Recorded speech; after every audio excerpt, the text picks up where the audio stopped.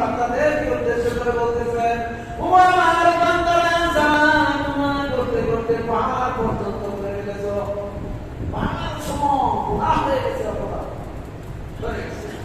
এই সমস্ত বান্দাদেরকে উদ্দেশ্য করে বলতেছেন আল্লাহ, লা তাকনাতু মির রাহমাতিল্লাহ, তোমরা আমার রহমত থেকে নিরাশ হয়ে যেও না, নিরাশ হয়ে যেও না। সুবহানাল্লাহ। আল্লাহ বান্দা গুনাহ ক্ষমা করতে চায়, মাফ করতে চায়। আর আমরা কেন দূরে সরে থাকবো?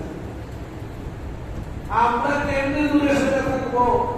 ঘুমায় থাকবো, ফজরের নামাজ উপস্থিত হবো না, হ্যাঁ, দূরে থাকবো।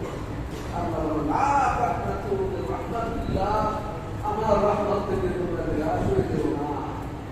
ইন্নাল্লাহ ইয়াগফিরুদ যুনুবা জামিআ, আমরা ইচ্ছা করলে বান্দা সব গুনাহ কি করে পারে, কি করতে পারে?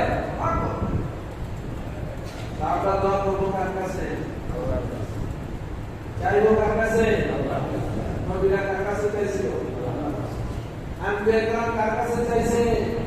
মুসলাম বিপদে পড়ছেন, মাছের পেটের ভিতরে চলে গেছেন, ওইখানে কার কাছে? আল্লাহর কাছে। লা ইলাহা ইল্লা আনতা সুবহানাকা ইন্নী কুনতু মিনাজ জালিমিন। মনে আছে গো আপনার? আপনিও